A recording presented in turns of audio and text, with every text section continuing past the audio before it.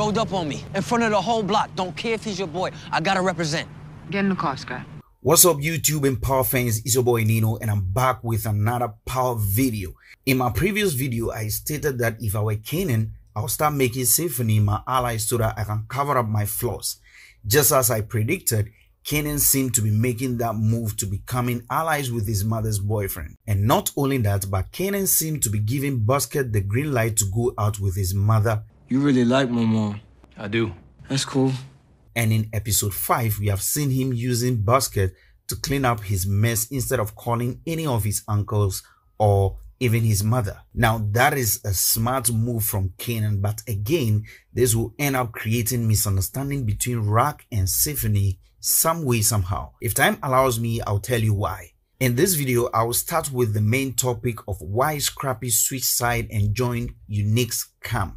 Now, Scrappy has not only joined Unique, but he has become a mole. Jukebox defines Scrappy to us as one of the most loyal soldiers to Raquel. This means that it will be difficult for Scrappy to betray Raquel. Now, we all know Rak didn't send Kanan after Scrappy, and Scrappy made it known that if Rak wanted him out for some reason, she wouldn't send Kanan after him. This statement is absolutely true, and one can say Kanan coming after Scrappy was a wrong idea.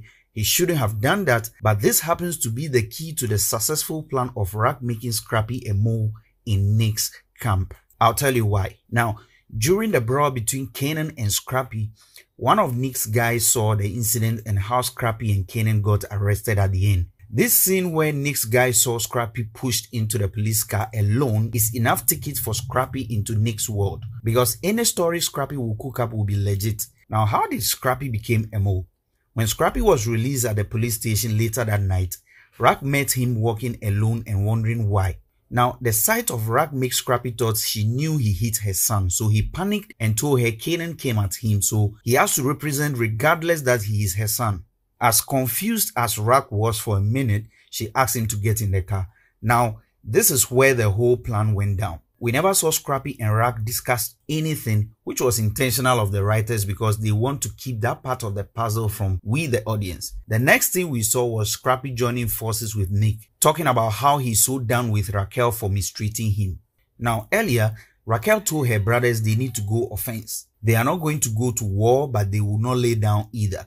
Hence, they have to find out Nick's moves and all he's about. So this is where Scrappy came in the picture. And Scrappy is the best option at this point to be the most, since everything seemed although he is parting ways with Raquel. But trust me, this is the game. And now that Raquel has taken advantage of the situation, she planned with Scrappy to make it look as if she has betrayed him and he has stopped working for her. So she sent him over to Nick's place to act like he is done with her for good. Now, why Nick believes Scrappy's story is because of this same guy who witnessed the fight scene earlier. So now it's up to Scrappy to be consistent with his storyline and act accordingly, or else if Nick finds out he was playing him, he will slice him into pieces. So this is how Raquel planted Scrappy as a mole in Nick's camp. Now moving on, why was Detective Howard so sure on the fact that Kanan is his son? Kanan is my son.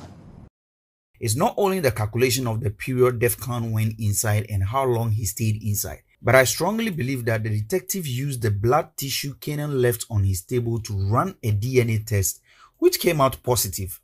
So if you realize, he didn't only go to Raquel to ask her questions, but he rather informed her about the fact that he is 100% sure that Kanan is his son. And now there is a huge pressure on Raquel as to what to do with this situation. Question is, will Raquel give in and admit the fact that her secret is no longer a secret, or she'll push hard to make this look ridiculous? Now, what is in for the detective? He only needs a match to his health condition and he will fight hard to get solution to his problem. And as to if Kanan will be willing to help him is another story. And I'm very sure it will be very difficult for Kanan to readjust to this new development, since it has been established that he doesn't even like him anyways. Now, on the part of Raquel, if she keeps Kanan's father away from him and he dies, he will not forgive her, the same way Tommy felt about Kate the first time he found out that his father was still alive and inside, which is normal to feel so, by the way. But in this case, Kanan will feel that was the chance for him to know him and also to have saved him and he will feel he has been denied the chance to know his real father. Now that Canaan is becoming rebellious, trust me, I don't want to be in Raquel's shoes. Now, about the person who snitched on the stash house, we all know is Davina, but then the store owner's wife heard Famous and Juke mention Davina as the snitch. Question is, will she snitch on the snitch? I think yes, and this is why I think the woman will snitch. Now, we all remember the first time the woman and her husband were established, right? She seemed to have been abused by the husband and kind of looked scared of the man. But then, the man seemed to be scared of Raquel and the woman noticed. Now, if this woman wants to gain Raquel's trust and her protection from her husband, she will surely tell Raquel exactly what she heard Jukebox and Famous discuss in her presence. But what will be the consequence of all this? If the shop lady exposes Davina and Rag gets to find out it was her who snitched, and let's say she killed her, Canaan will for the rest of his life think it was Jukebox who told his mom about Davina. This will possibly be the beginning of friction between Canaan and Jukebox, because Canaan will feel Jukebox did that because he threatened her about her secrets. Now, in my last video, I mentioned that Jukebox will be caught by Nicole's parents, and when that happens, she won't have it easy and they will stop her from coming to their house. Well, it has happened already, and Jukebox has gotten her first heartbreak. Moving forward, this is going to change Jukebox, and I believe this will be the beginning of her ruthlessness. Now, talking about Canaan's arrest, Stephanie will possibly not tell Raquel about it.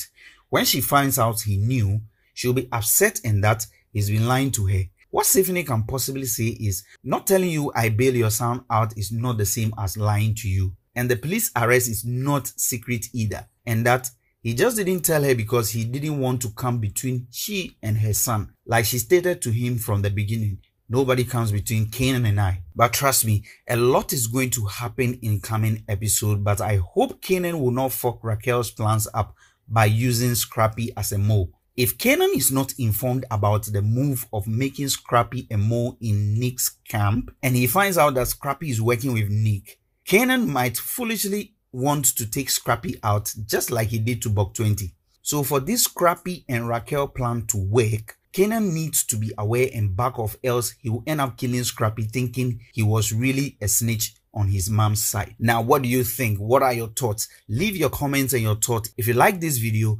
kindly subscribe to my channel, share, like, and leave your comments below. I'll be there to respond to all your theories and your input. Catch you guys again in my next video. Thanks for watching.